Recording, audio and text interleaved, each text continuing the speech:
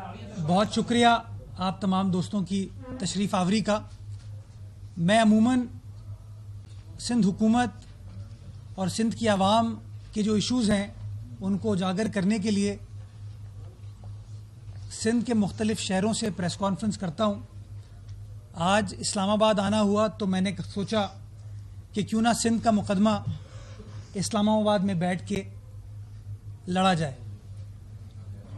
तो इस हवाले से कुछ बुनियादी इश्यूज़ सूबाए सिंध की हुकूमत के, जिनका डायरेक्ट इम्पैक्ट सूबाए सिंध की आवाम को होता है, उस हवाले से कुछ इश्यूज़ को उजागर करना, आप दोस्तों की मदद के ज़रिए कौम को उस हवाले से बात करना है।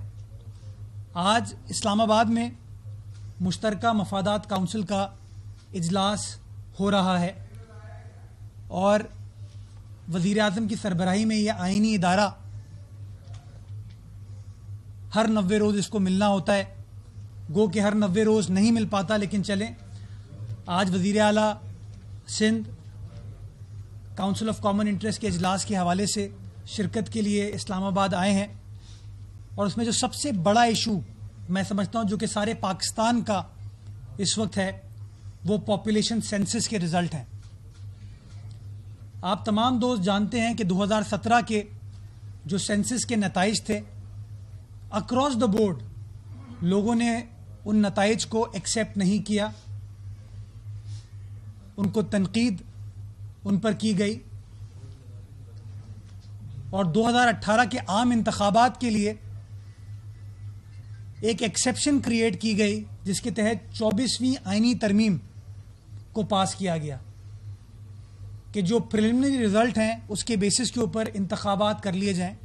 और ये समझौता सियासी जमातों ने, पार्लिमानी जमातों ने जमहूरियत की बका के लिए और जो पार्लियामेंट्री डेमोक्रेसी है उसकी कंटिन्यूटी के लिए किया था। फैसला ये हुआ था कि जो सेंसस के नताइज हैं इसको थर्ड पार्टी ऑडिट करने की ज़रूरत है। तमाम पार्लिमानी सियासी जमातों ने मुत्तफ़िक़ा तौर पर इस बात से अग्री किया और उस ज़माने में पाकिस्तान तहरीक इंसाफ अपोजिशन में थी, पाकिस्तान पीपल्स पार्टी नून लीग की वफाकी हुकूमत थी, ANP, JUI, तमाम सियासी जमातों ने कंडीशनल अप्रूवल के तौर पर उसकी मंजूरी दी और फैसला ये हुआ कि काउंसिल ऑफ कॉमन इंटरेस्ट ने फिर फैसला किया कि जो सेंसस के नताइज हैं उसका 1% को पहले ऑडिट किया जाएगा थर्ड पार्टी के ज़रिए और उसके बाद ये फैसला किया जाएगा कि आया सेंसस के नताइज को मंजूर करना चाहिए या नहीं। 1 माह बाद ये फैसला हुआ कि 1% नंबर बड़ा छोटा है, इसको बढ़ा के 5% कर दिया जाए। तो काउंसिल ऑफ कॉमन इंटरेस्ट ने ये फैसला किया कि सेंसस के नताइज का थर्ड पार्टी ऑडिट 5% किया जाएगा। हुकूमत तब्दील हो गई और इमरान खान साहब इक़्तिदार में आ गए। पाकिस्तान तहरीक इक़्तिदार हुकूमत में आ गई, क्योंकि इंसाफ तो उन्होंने किया नहीं, सिर्फ इक़्तिदार की खातिर जंग लड़ी है। हुकूमत में आ गए तो जो वादे थे वो वफा तो उनको करने नहीं थे, तो उन्होंने इस सेंसस के इशू को कभी भी हल करने की कोशिश नहीं की। और नवंबर 2020 में 2 साल बाद तकरीबन एक काउंसिल ऑफ कॉमन इंटरेस्ट का इजलास हुआ, जिस इजलास में वज़ीर आला सिंध को और बाकी वज़राए आला को वफाकी वज़ीर असद उमर साहब बताते हैं कि जी सेंसस के नताइज के मसले को हल करने के लिए वज़ीर आज़म पाकिस्तान ने और वफाकी काबीना ने एक कमेटी तश्कील दी है और वो कमेटी अपनी सिफारिशात पेश करेगी। वज़ीर आला सिंध ने वहाँ याद दहानी कराई कि CCI को अपने माजी के फ़ैसलों पर अमल करना है और माजी का फ़ैसला था कि 5% थर्ड पार्टी ऑडिट करनी है, किसी वज़ीर को इस मामले को नहीं देखना। खैर, वज़ीर आला सिंध ने सारी पाकिस्तान की आबादी का, अवाम का मुकदमा लड़ा, पीपल्स पार्टी ने मुकदमा लड़ा और फिर फैसला वज़ीर आज़म पाकिस्तान ने किया, काउंसिल ऑफ कॉमन इंटरेस्ट ने मुत्तफ़िक़ा तौर पर फैसला किया कि वो कमेटी सूबों से उनकी रिजर्वेशन सुनने के बाद अपनी सिफारिशात को जमा कराएगी। ये नवंबर 2020 में काउंसिल ऑफ कॉमन इंटरेस्ट का फैसला हुआ और वो काउंसिल ऑफ कॉमन इंटरेस्ट के सरबराह इमरान खान साहब हैं। सूबों से आज तक इस हवाले से कोई मशावरत नहीं की गई। सूबाई सिंध की हुकूमत से इस हवाले से कोई मशावरत नहीं की गई और फिर हमें पता चलता है कि गालिबन दिसंबर 2020 के किसी काबीना के इजलास में उस वज़रा की कमेटी की सिफारिशात को पेश भी किया गया और उसको मंजूर कर लिया। अब हैरत होती है कि इमरान खान साहब CCI के सरबराह भी हैं, वफाकी काबीना के भी सरबराह हैं। एक तरफ वो फैसला करते हैं नवंबर 2020 में कि जी सूबों से बात करके, मशावरत करके फैसला किया जाएगा और उसके कुछ रोज़ बाद, कुछ हफ्ते बाद वफाकी काबीना उनकी सरबराही में मिलती है और मिलकर वो उस रिपोर्ट को अप्रूव कर देती है। वो मुईद यूसुफ साहब ने कहा था ना, कॉमर्स मिनिस्टर के तौर पे वो एक डिफरेंट कैपेसिटी में है, वज़ीर आज़म के तौर पर वो डिफरेंट कैपेसिटी में है। तो शायद यही मंतक इमरान खान साहब की चल रही थी कि CCI में कुछ और फैसला कर लो, वफाकी काबीना में कुछ और फैसला कर लो। आज वो जो काबीना ने मंजूरी दी है वो रिपोर्ट CCI में पेश की जा रही है और सूबाई सिंध का उसूली मौक़िफ़ है कि ऐसा एविडेंस हमारे पास अवेलेबल है कि सूबाई सिंध की आबादी को अंडर शो किया गया है, अंडर रिपोर्ट किया गया है। बलूचिस्तान के हवाले से भी हमारे पास शवाहिद हैं, रिपोर्ट्स हैं कि उसकी पॉपुलेशन को भी अंडर रिपोर्ट किया गया है और हम समझते हैं कि अगर माजी के CCI फैसलों के मुताबिक थर्ड पार्टी ऑडिट करें आप तो इस मामले को आसानी से रिजॉल्व किया जा सकता था। लेकिन अफसोस सद अफसोस कि तहरीक इंसाफ हुकूमत इस मामले पर इंसाफ में बिलीव नहीं करती और माजी के अपने किए हुए फैसले, CCI के किए हुए फैसलों को खुद वायलेट कर रही है। तो आज वज़ीर आला सिंध ये मुकदमा पॉपुलेशन के हवाले से CCI के सामने रखेंगे और हम इसलिए इस बात पर जोर देंगे कि प्रॉपर प्लानिंग के लिए ये ज़रूरी है कि आपको अपने नंबर्स पता हों आबादी के। जब तक आपको नहीं पता कि आपके कितने शहरी हैं, आप कैसे उनके लिए सहूलियात क्रिएट कर सकते हैं, कैसे उनके लिए प्लानिंग की जा सकती है, कैसे डेवलपमेंट की जा सकती है, कैसे वसाइल दिए जा सकते हैं। तो आज एक ये इशू पर बात होगी। दूसरा इशू, सूबाई सिंध के 3 अस्पताल NICVD, JPMC और NICH, इस हवाले से भी वज़ीर आला सिंध आज वज़ीर आज़म पाकिस्तान के सामने कुछ चीज़ें गोश गुजार करेंगे। मैं पहले इन 3 अस्पतालों की परफॉर्मेंस आपके सामने बयान करना चाहूँगा, जो कि मैं समझता हूँ बहुत ज़रूरी है, क्योंकि वो नाक़िदीन कहते हैं ना 18वीं आईनी तरमीम के बाद ख़राबी हो गई, चीज़ें अच्छी नहीं हुई। ये 3 अस्पताल इस बात का जीता जागता सबूत है कि कैसे जब आपने डेवोल्यूशन की, कैसे आपने अस्पताल का कंट्रोल इस्लामाबाद से सूबों की तरफ मुंतकिल किया, तो कैसे डिलीवरेंस इंप्रूव हुई, कैसे अवामी खिदमत इंप्रूव हुई और कैसे एक आम आदमी की मुश्किलात में कमी आई। मैं सबसे पहले NICVD के हवाले से बात करना चाहूँगा। NICVD हमें 2011 में सूबाई सिंध की हुकूमत को मुंतकिल हुआ और जब NICVD सिंध गवर्नमेंट को मिला तो NICVD एक था कराची शहर में, सिर्फ एक। सिंध हुकूमत ने उसकी बजटरी एलोकेशन को बढ़ाया, उसकी फिस्कल रिसोर्सेज को बढ़ाया, उसको ऑटोनॉमी दी काम करने की। नतीजा ये हुआ कि वो NICVD कराची से निकल के हैदराबाद गया, टंडो मोहम्मद खान गया, नवाब शाह गया, मिट्टी गया, खैरपुर गया, सेवन गया, लाड़काना गया, सखर गया, और अभी पिछले दिनों टंडोला यार में उसके एक चेस्ट पेन यूनिट का इफ्तिताह हुआ है। यानी कि उसकी शाखों को आपने सिंध के मुख्तलिफ अजला में एक्सपैंड किया, जिसका फ़ायदा ये हुआ कि अब कोई शख्स सखर से कराची नहीं आता, उसको सखर में एक बेहतरीन कार्डियक केयर फैसिलिटी मिली हुई है। लाड़काना से वो शख्स कराची नहीं आता, हैदराबाद से वो शख्स कराची नहीं आता, थरपारकर मिट्टी से वो शख्स कराची नहीं आता, उसको अपने हेडक्वार्टर में वो बेहतरीन कार्डियक केयर मिल रही है और मुफ्त, एक पैसा ये इदारा चार्ज नहीं करता किसी भी पेशेंट से। 100% तमाम अखराजात सिंध हुकूमत बेयर करती है, और उसका नतीजा ये हुआ कि 2015 से लेके 28 फरवरी 2021 तक 83,88,891 पेशेंट्स हैं जो इससे मुस्तफीद हुए।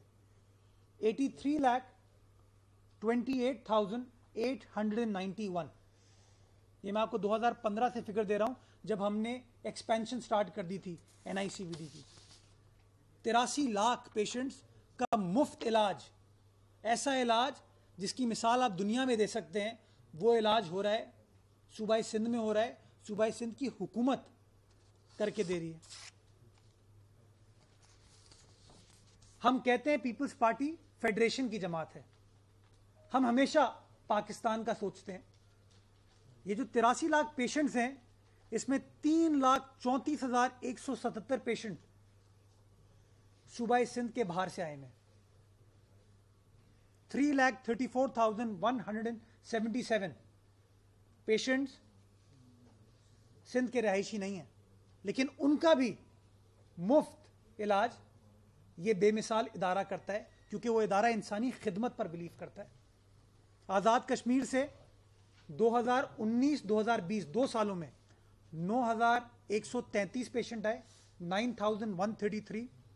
बलोचिस्तान से 2019-2020, और ये मैं इसलिए 2 साल काउंट कर रहा हूं ये कि इन दोनों सालों में हुकूमत इन फरिश्तों की है। बलोचिस्तान में इन 2 सालों में 2,10,142 पेशेंट एनआईसीवीडी की मुफ्त हेल्थ केयर सर्विस से मुस्तफीद हुए। गिलगित बल्तिस्तान से 6,492 पेशेंट्स आए। खैबर पख्तूनख्वा, जहां पर पिछले 7 साल से ये फरिश्ते हुकूमत कर रहे हैं, वहां से 38,223 पेशेंट आए, 38,223। और पंजाब, जहां पर बोजदार साहब की हुकूमत है पिछले 2 साल से, 2.5 साल से, 70,187 पेशेंट, 70,187। ये कुल पेशेंट्स की तादाद 2 सालों में सिर्फ 2019-2020, जो कि इनके इख्तदार का पीरियड है, 3,34,177, 3,34,177। ये एनआईसीवीडी की परफॉर्मेंस है। जेपीएमसी,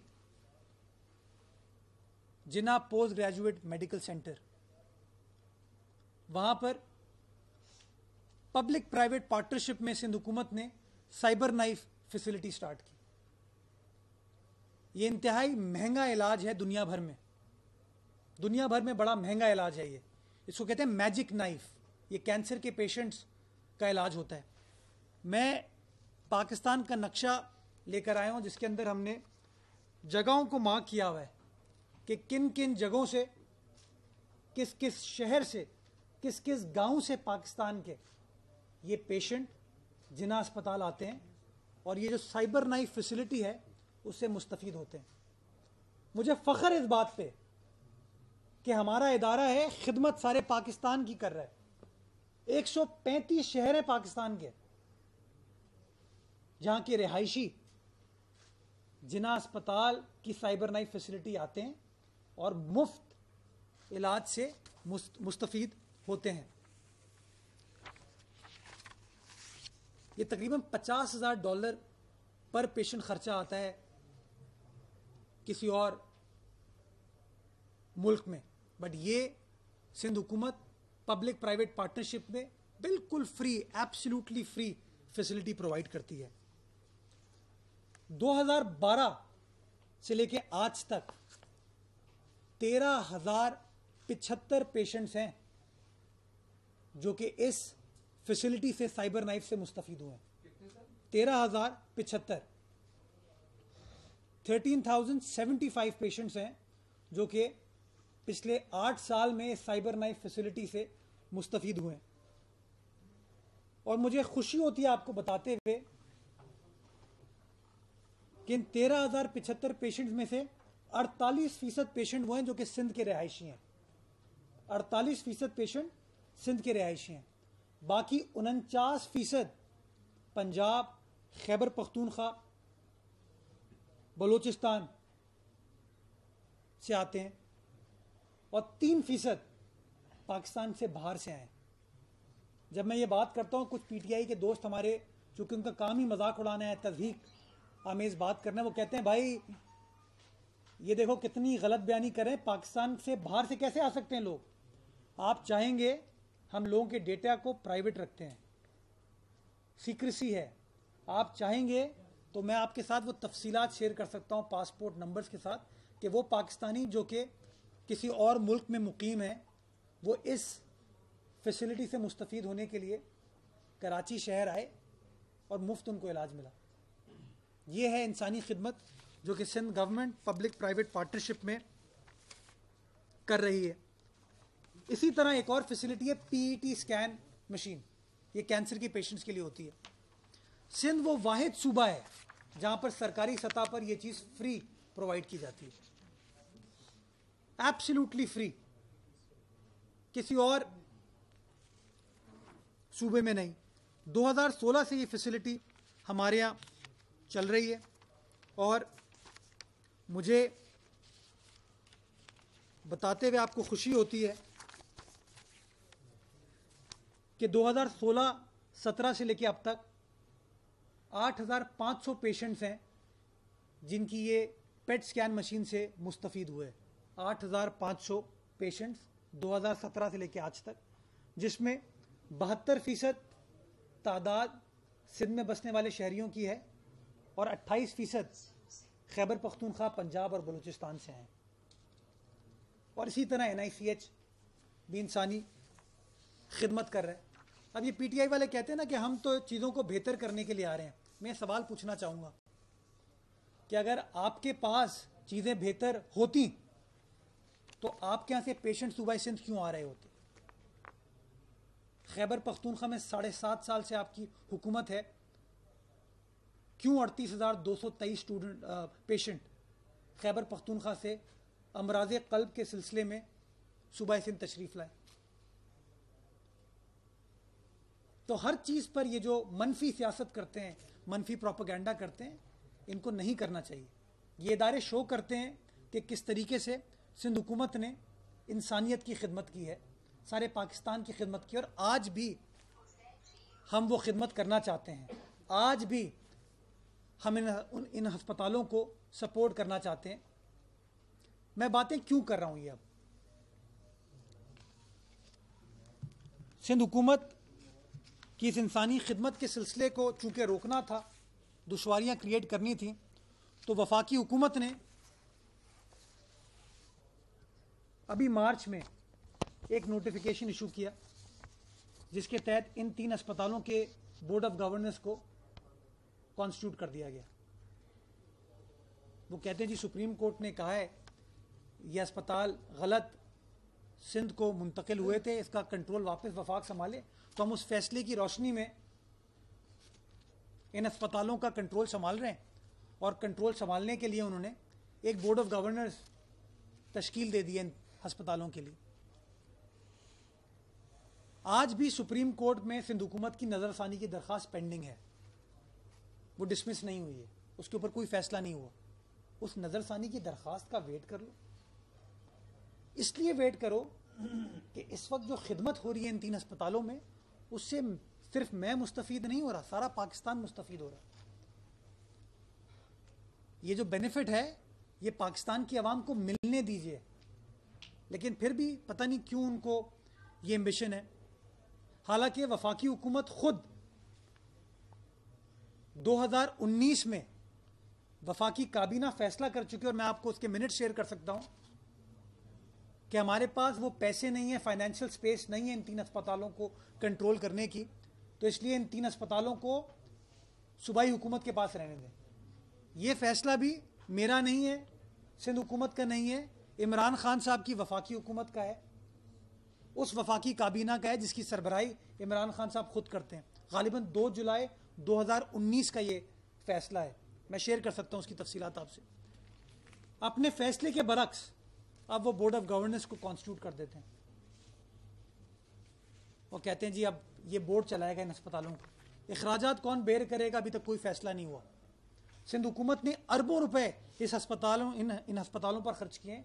सुप्रीम कोर्ट का फैसला यह कहता है कि वफाकी हुकूमत उन पैसों को रीइंबर्स करेगी सूबे को, जो अमाउंट 100 अरब से ऊपर जाता है। अभी तक कोई रीइंबर्समेंट नहीं की। फैसले में लिखा है एक पैसा ना इन अस्पतालों को दिया है ना सूबाई सिंध की हुकूमत को दिया, लेकिन कहते हैं अस्पतालों का कंट्रोल हम संभालेंगे। और फिर कहते हैं जी सुप्रीम कोर्ट का फैसला है, इसलिए इस नोटिफिकेशन को पढ़ें तो वो कहते हैं कि federal medical teaching institute ordinance 2020 के तहत हम ये बोर्ड ऑफ गवर्नेंस बना रहे हैं।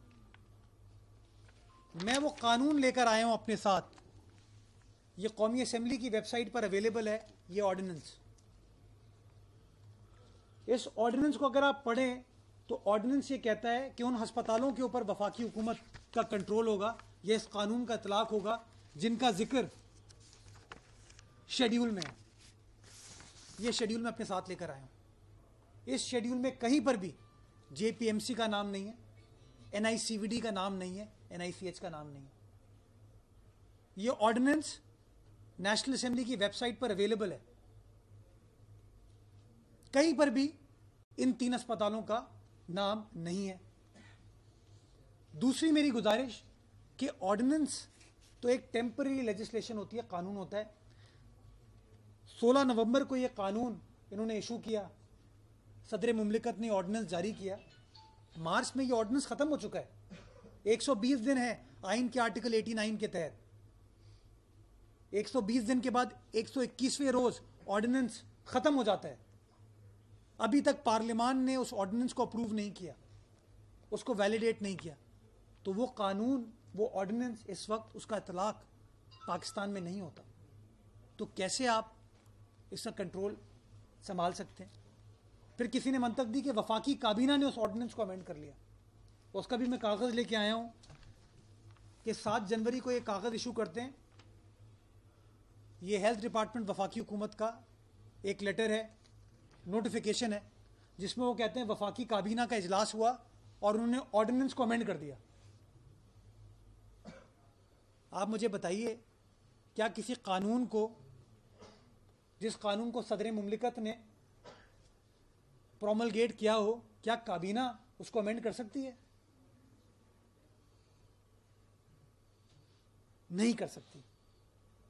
लेकिन इनकी मंतक इन्हीं को समझ आए, क्योंकि ये लोग अपने आप को आइन से मुबर्रा समझते हैं, कानून से बालातर समझते हैं।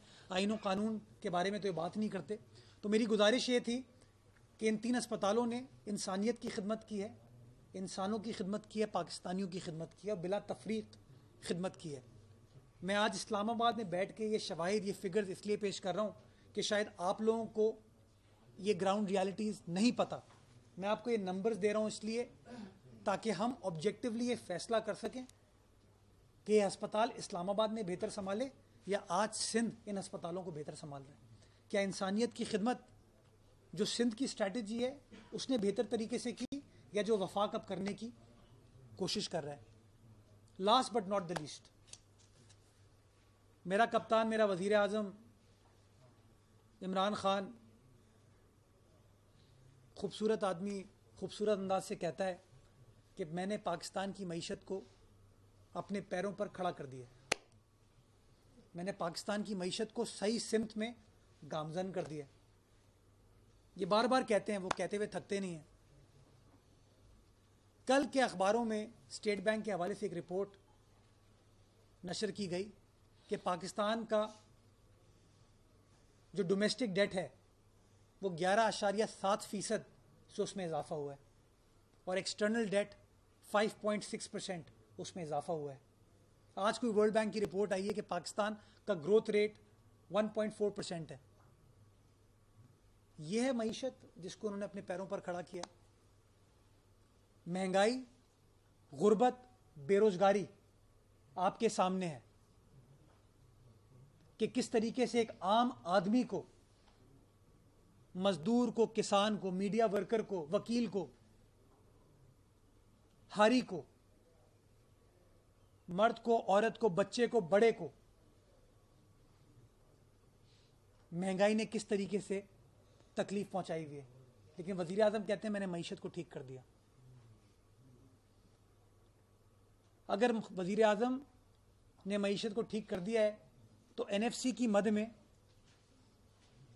पिछले 9 माह में सूबाए सिंध को 75 अरब रुपए का शॉर्टफॉल हुआ।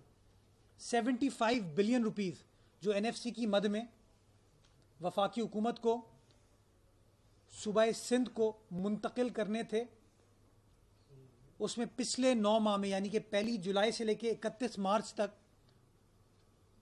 75 अरब रुपए 75 बिलियन रुपीस का शॉर्टफॉल है। और वजीर आजम कहते हैं कि एफबीआर अपने रेवेन्यू टारगेट्स मीट कर रहे हैं, एक्सपोर्ट्स बढ़ रही हैं, ट्रेड डेफिसिट मैंने ठीक कर दिया है। तो सब कुछ अगर ठीक है तो महंगाई क्यों है, गुर्बत क्यों है, बेरोजगारी क्यों है, और सूबों को उनके जो हुकूक है एनएफसी के तहत जो फाइनेंशियल स्पेस मिलनी है वफाक से, वो सही तरीके से क्यों नहीं मिल रही। बहुत शुक्रिया। पाकिस्तान जिंदाबाद। सवाल जवाब जो हो तुम जिस मुर्ज़ावी आपने माशाल्लाह तफसील से चीज़ें बताई हैं। अगर आप सिंध हुकूमत इतना अच्छा काम कर रही है, जो आपने फिगर बताए सारी चीज़ें, तो फिर क्या वजह है कि वफाकी हुकूमत चाहती है कि ये अस्पताल उसके अंडर है, उसका कंट्रोल हो? इसके पीछे आप क्या वजह समझते हैं? बुग़्ज़ पीपल्स एक मिनट इसका बड़ा सिंपल जवाब है, बुग़्ज़ पाकिस्तान पीपल्स पार्टी, बुग़्ज़ बिलावल भुट्टो जरदारी, और कुछ नहीं। आप देख रहे हैं कि अस्पताल अच्छे चल रहे हैं, आप देख रहे हैं कि पाकिस्तानियों की खिदमत हो रही है। आपने खुद तो कोई इदारा नहीं बनाया, जो चलते हुए इदारे आप उनको टेक ओवर करने की कोशिश कर रहे हैं, और गैर कानूनी तरीके से। अगर इन्होंने बार बार कहते हैं ना खैबर पख्तूनख्वा में हमने ये कर दिया, ये कर दिया, ये कर दिया, तो मैंने आपको फिगर्स दिए, मैंने आपको नंबर्स दिए कि एनआईसीवीडी खैबर पख्तूनख्वा से पेशेंट्स क्यों आ रहे हैं, जेपीएमसी और एनआईसीएच खैबर पख्तूनख्वा से पेशेंट्स क्यों आ रहे हैं। ये इस बात का सबूत है कि ये लोग काम नहीं करते, बातें करते हैं। 3 इदारे अच्छे तरीके से ऐसे अंदाज से चल रहे हैं, उनको अपने पैरों पर खड़ा कर दिया गया है, उनकी एक इंटरनेशनल रिकग्निशन हो गई है, बैनुल अक़वामी सतह पर इन इदारों को पजीराई की जाती है। तो उन्होंने कहा चलो हम इदारे बना तो नहीं सकते, इदारों को टेक ओवर कर लेते हैं। नासिर नकील साहब एक मिनट, सबके कर लेंगे। आपने कहा है कि अस्पताल बड़े अच्छे तरीके से काम कर रहे हैं, बिल्कुल ये सुनने में आया है। लेकिन अभी एक बड़ी हैरान कौन कल खबर आई है कि सिंध हुकूमत कोरोना वैक्सीन जो है वो आम रेट से 300 गुना महंगी खरीदने जा रही है। ऐसा क्यों है? ये मैंने ट्रांसपेरेंसी इंटरनेशनल का वो खत मैंने पढ़ा है। अगर आप खत को गौर से पढ़ें तो वो ड्रैप ने जो कीमत फिक्स की है कैंसिनो की, drug regulatory authority of Pakistan, Sindh की नहीं है ये, drug regulatory authority of Pakistan, वफाकी हुकूमत का इदारा है ये, उसने उसके रेट तय किए 4300 या 4400। तो रेट वो तय कर रहे हैं, इल्ज़ाम सिंध हुकूमत पर लगाया जा रहा है। भाई मैं तो कहता हूं ये कब तक हमें, चूंकि इन्होंने ज़िंदगी भर चंदे पे काम किया है, कब तक हमें डोनेशंस के हवाले करोगे। आप देखें वैक्सीनेशन रेट अपने अतराफ में, भारत को देख लें, बांग्लादेश को देख लें, श्रीलंका को देख लें, नेपाल, भूटान को देख लें। मैं किसी बड़ी मुल्क में, इंग्लैंड की मिसाल नहीं दे रहा आपको, मैं UAE, Russia, China, America, Canada की मिसाल नहीं दे रहा, मैं तो अपने आसपास के जो लोग हैं जिनके ज़मीनी हक़ाइक़ हमारे जैसे हैं, मैं उनकी मिसाल दे रहा हूँ। उनके मुकाबले में हमारी जो शरह है वैक्सीनेशन की वो क्या है। क्या अभी तक वफाकी हुकूमत ने एक वैक्सीन खुद इंपोर्ट की है? दिसंबर 2020 में वफाकी काबीना ने ग़ालिबन $15 मिलियन मुख्तस किए थे वैक्सीन की परचेज के लिए, प्रोक्योरमेंट के लिए। दिसंबर 2020 से लेके हम अप्रैल 2021 में आ गए, एक वैक्सीन ये लोग नहीं ला पाए। शुक्र है चीन का कि वो अपनी दोस्ती निभा रहा है पाकिस्तान के साथ, वो दोस्ती जिसकी बुनियाद शहीद जुल्फ़िकार अली भुट्टो ने रखी थी, वो दोस्ती जिसको शहीद मोहतरमा बेनज़ीर भुट्टो ने आगे लेके गई, वो दोस्ती जिसको सैंक्टिफाई किया आसिफ अली जरदारी साहब ने जब सीपैक हुआ, गवादर पोर्ट चीन के हवाले किया गया, और वो दोस्ती इंशाल्लाह जो कि बिलावल भुट्टो जरदारी साहब मजीद मजबूत करें। वरना तो इन्होंने तो बेड़ा उठा लिया था हम सबका बेड़ा गर्क करने का। तो हम तो आज भी कहते हैं कि आप जब काम नहीं कर पाएंगे, खुद काम क्या, खुद खेलते नहीं, दूसरों को खेलने नहीं देते। तो मेरी गुजारिश ये, दुनिया भर के अंदर वैक्सीन रियासत ने इंपोर्ट की, हुकूमत ने इंपोर्ट की और शहरियों को प्रोवाइड की। ये जो मदीने की रियासत के दावेदार हैं, ये भी अगर इस तरह की काम कर लेते तो शायद आज सिंध गवर्नमेंट को वैक्सीन इंपोर्ट करने की ज़रूरत नहीं होती। हमारी आबादी है 4 करोड़ 80 लाख, और मेरे ख्याल में अभी तक जो हमें वैक्सीन प्रोवाइड की गई है 10 या 15 लाख होगी मेरे ख्याल में। ये भी मेरे पास एग्जैक्ट फिगर नहीं है, मैं ज़्यादा बता रहा हूँ शायद आपको, बट इतनी होगी। तो आप मुझे बताइए कि हाथ बांध भी दिए हैं और कह रहे हैं क्रिकेट खेलो, तो ऐसा कैसे हो सकता है जी? असद शाह साहब,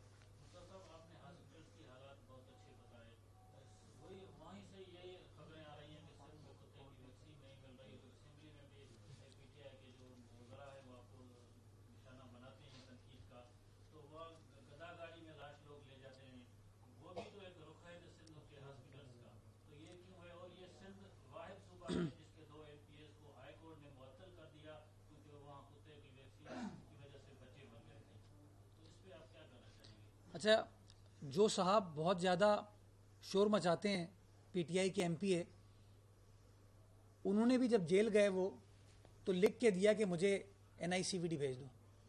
रोज़ थकते नहीं थे प्रेस कॉन्फ्रेंस करते हुए कि एनआईसीवीडी में बहुत करप्शन हो रही है, बहुत बुरा इदारा है, लेकिन फिर लिख के दिया कि मैं इलाज एनआईसीवीडी से ही कराता हूँ माजी में, और अभी भी मुझे चूँकि एंजियोग्राफी या कोई दिल का आर्ज है, मुझे एनआईसीवीडी भेज दें।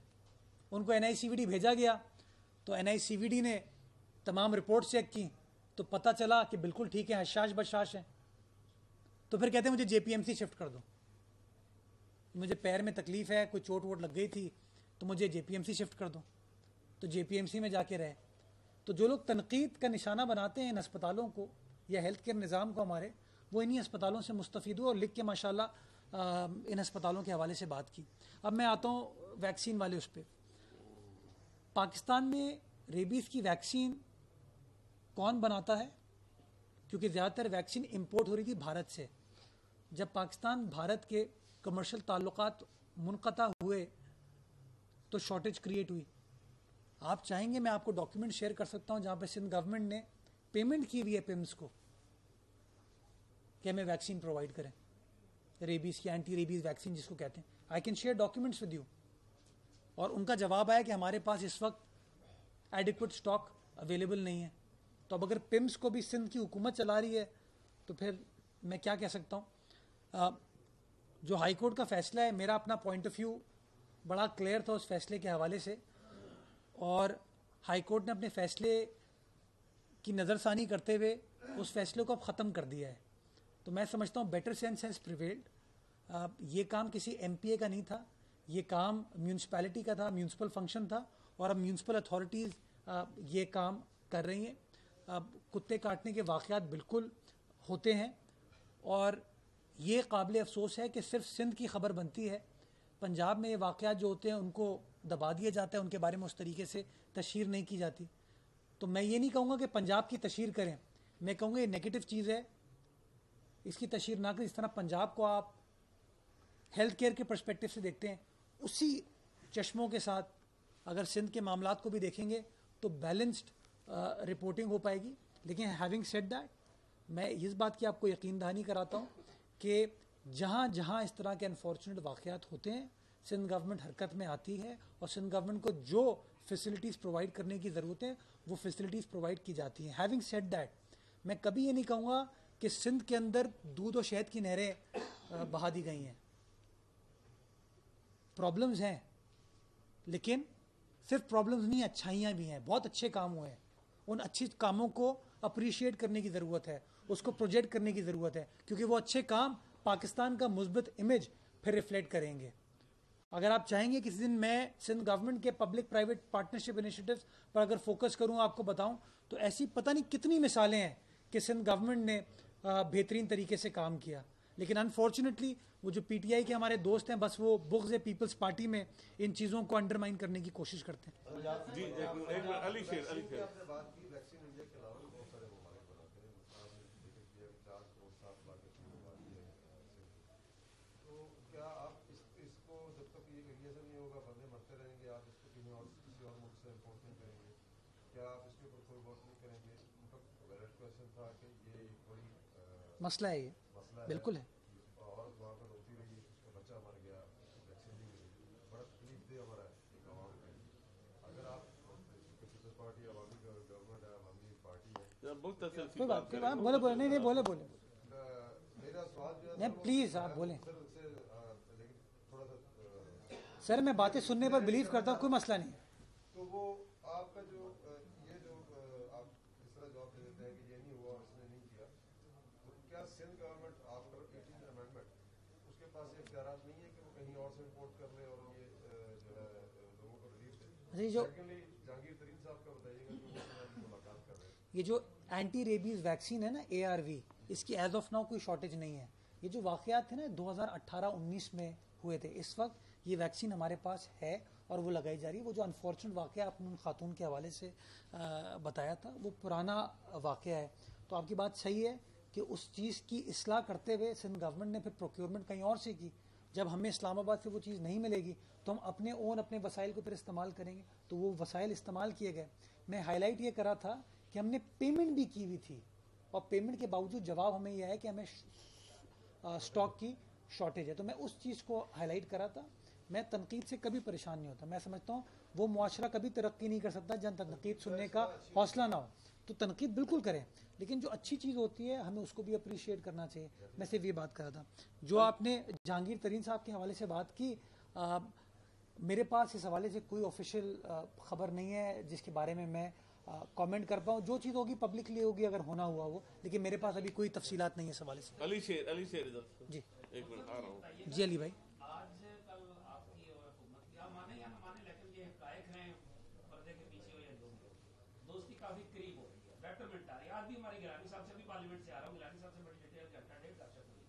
उन्होंने भी ये बात कही कि हम यहाँ लड़ने नहीं आए, हम लोगों के मसाइल हल करने आए। हम लोग ये नहीं चाहते कि पीडीएम क्या कर रही है, क्या वो कहते हैं हमारी महंगाई का हाल बताओ, उसका क्या है। उन्होंने भी ये बात कही कि हम आइन के लिए, आइनी कानून के लिए, इंतखाबी इस्लाहात के लिए माहौल हुकूमत फ्राहम करे, हम कामन करने के लिए आए। तो ये तो बड़े छोटे छोटे मामला हैं जो आप उठा रहे हैं। तो ये तो आपकी तो गुर्बतें भी हो रही है, तो इनसे फायदा क्यों नहीं उठा लिया जाता? बिलावल भुट्टो जरदारी साहब ने 2018 में इस हुकूमत को कहा था कि आइए मिलकर काम करें। सदर आसिफ अली जरदारी साहब ने 2018 में floor of the national assembly कहा था कि आइए मिलकर काम कीजिए, जो आवाम के मसाइल हैं उनको हल करने के लिए अपना अपना किरदार अदा करें। लेकिन उन्होंने हमारी बात को एक्सेप्ट नहीं किया। देखिए, पार्लिमानी जमहूरियत में तो आप एक दूसरे से बात करते हैं, मशावरत करते हैं, मिलकर काम करते हैं, बट इसका मतलब ये नहीं होता कि आपका कोई इत्तेहाद हो गया, कि आप साथ बैठ गए। Democracy is the art of possibility और पीपल्स पार्टी हमेशा डेमोक्रेटिक नॉर्म्स में बिलीव करती है। जब 2013 में इमरान खान साहब सड़कों पर थे और नवाज शरीफ साहब की हुकूमत को बुरा भला कहते थे, तब भी हमने पार्लियामान का साथ दिया और आज भी हम पार्लियामान का साथ दे रहे हैं। और हमारी जो स्ट्रैटेजी थी, वक्त ने साबित किया कि बिलावल भुट्टो जरदारी साहब का फैसला बिल्कुल ठीक था, क्योंकि नतीजा ये हुआ कि सूबाई सिंध हो, बलूचिस्तान हो, पंजाब हो, खैबर पख्तूनख्वा हो, जहां जहां बाई इलेक्शन हुए पीडीएम के उम्मीदवारों ने कामयाबी हासिल की। कभी आपको पाकिस्तान सेनेट मार्ज़े वजूद में आया 1973 में, कभी आपको ये मिसाल नहीं मिलेगी कि सिटिंग गवर्नमेंट का सेनेट का उम्मीदवार इस्लामाबाद से हार गया हो। ये पहली बार हुआ। तो ये पीपल्स पार्टी ने मैनेज किया ना, पीपल्स पार्टी ने साबित किया कि how democracy is the art of all possibilities. तो हम आज भी इश्यूज के ऊपर बात करना चाहते हैं, क्योंकि हमारा मसला ये है कि हम अवाम का जो इशू है कि उनके मसाइल को हल होना चाहिए, उनको हम हल करना चाहते हैं और उसको हल करने के लिए जो कुछ हमें करना पड़ा हम करेंगे। हम इस हुकूमत को खुलकर तनकीद का निशाना बनाते हैं और अगर आपका सवाल दुरुस्त होता तो शायद मैं इस्लामाबाद आके ये प्रेस कॉन्फ्रेंस नहीं कर रहा होता। हमने जो उनके साथ ख़त्तो किताबत किया उसी के ऊपर वो कहते कि नहीं जी, सिंध हुकूमत इन अस्पतालों को संभाल ले। फाइनेंस मिनिस्टर साहब हमें जवाब देते कि 75 अरब रुपये हम आपको ये देते हैं, आपका जो सेंसस का मसला है इसको भी हम रिजॉल्व कर देते हैं। तो मेरा पॉलिटिकल डेमोक्रेटिक कॉन्स्टिट्यूशनल राइट है कि मैं अपना पॉइंट ऑफ व्यू एक्सप्रेस करूं और पाकिस्तान पीपल्स पार्टी हमेशा से आवाम के ऊपर जो आवाम के हुकूक की तर्जुमानी है वो मौसर अंदाज से करती है और इंशाल्लाह इसी तरीके से करती रहेगी। धोकी साहब मैनेज करें, सबका जवाब दूंगा मैं। पीपल्स पार्टी हमेशा आवाम की नुमाइंदगी करती है। किसका करूं? अब नवाज का पीपल्स पार्टी हमेशा आवाम की नुमाइंदगी करती है और गरीब तबके को एड्रेस करती है और उनके मसाइल इशू, जैसा आपने फरमाया कि महंगाई है, मुल्क में बेरोजगारी है। इस कोरोना वायरस के दौरान सिंध हुकूमत अपनी 4 करोड़ आवाम को मुफ्त वैक्सीन लगवा रही है, कोई है प्रोग्राम ऐसा? मैंने आपको बताया ना, सिंध गवर्नमेंट ने तो क्या नाम है इसका, मैं नाम भूल गया हूँ उस वैक्सीन का, चाइनीज़ कंपनी जो है जिसकी ड्रैप ने मंजूरी दी है, साइनोफार्म दूसरी जो है कैंसिनो की जो रेट की ड्रैप ने मंजूरी दी है, जैसी मंजूरी आ गई उसकी सिंध गवर्नमेंट ने उसकी ऑर्डर प्लेस कर दिए। गालिबन 10 मिलियन वैक्सीन का ऑर्डर प्लेस किया और रिक्वेस्ट की है कि अगर 20 लाख वैक्सीन, 1 करोड़ में से 20 लाख अगर फौरी तौर पर प्रोवाइड कर दी जाए तो हम मुफ्त अपने शहरियों को वो लगाना चाहेंगे। मुझे तो आज एक और चीज़ आपको बताते हुए खुशी होती है कि सिंध वो पहला सूबा है जिसने अपने कैदियों को वैक्सीन लगाना शुरू कर दी है। इस वक्त किसी और सूबे के अंदर, जेलों के अंदर वैक्सीन नहीं लगाई जा रही। सिंध में आज मीरपुर खास जेल में, मलीर जेल के अंदर ये वैक्सीन लगाई गई है। तो हम तो बहुत ही कीनली, प्रोएक्टिवली वैक्सीनेशन के प्रोसेस को आगे लेकर चल रहे हैं और हमने मास्क के हवाले से भी इसी तरह की बात की थी। तो मैं अभी भी समझता हूं कि हमें इस वबा से अपने आप को बचाने के लिए, अपने घर वालों को बचाने के लिए ये एहतियाती तदाबीर इस्तेमाल करनी है, जिसमें एक एहतियात मास्क के जरिए और दूसरी एहतियात इस वैक्सीन के जरिए। वी आर कमिटेड, जो कुछ भी अपने शहरियों को तहफ़्फ़ुज़ फराहम करने के लिए करना पड़ा, सिंध गवर्नमेंट वो करने को तैयार है।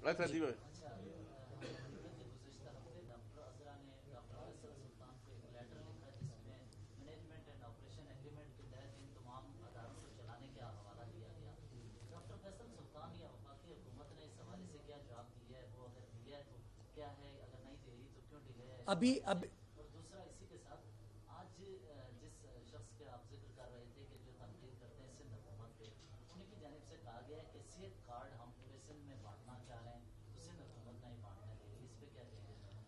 पहला जो आपका सवाल था, अभी तक वफाकी हुकूमत ने उस ख़त का गालिबन जवाब नहीं दिया, तो मैं नहीं कह सकता कि मुस्बित जवाब आ रहा है, नेगेटिव जवाब आ रहा है, लेकिन जवाब अभी तक नहीं दिया। मैं ये भी वाज़ेह करना चाहूँगा कि सुप्रीम कोर्ट के अपने फैसले में ये लिखा हुआ है कि अगर वफाकी हुकूमत चाहती है तो वो मैनेजमेंट कॉन्ट्रैक्ट इन अस्पतालों के हवाले से कर सकती है। तो हम तो कहते हैं चलें ठीक है, आवाम के बेहतरीन मफाद में मैनेजमेंट कॉन्ट्रैक्ट कर लें ताकि मामला रिजॉल्व हो जाए। अल्लाह करे बेटर सेंस प्रिवेल हो, अल्लाह करे कि वफाकी हुकूमत हमारी इस रिक्वेस्ट को एक्सेप्ट करे ताकि इन 3 अस्पतालों के ज़रिए जो लाखों मरीज़ों को फ़ायदा हो रहा है, वो मुस्तफ़ीद हो रहे हैं, वो उसी तरीके से इस्तिफ़ादा उनका चलते रहे। जिन लोगों के आप सेहत कार्ड की बात कर रहे हैं मेरे भाई, उनके पेशेंट्स वहाँ से उठ के मेरे सूबे में आ रहे हैं और मैं ऐसे उनसे मिल रहा हूँ। क्यों? क्योंकि मेरे सूबे में सेहत कार्ड की ज़रूरत नहीं है, मेरे सूबे में वैसे ही मुफ्त इलाज हो रहा है। सिंध के अंदर, गंबट के अंदर liver transplant, kidney transplant, cornea transplant free of cost हो रहा है। सारे पाकिस्तान से पेशेंट्स आते हैं। NICVD, JPMC, NICH का मैंने आपको जिक्र कर दिया। तो मैं तो समझता हूँ कि हेल्थ कार्ड जब आप दे रहे हैं तो आप ये एक्सेप्ट कर रहे हैं कि स्टेट वो फैसिलिटी प्रोवाइड नहीं कर रहा।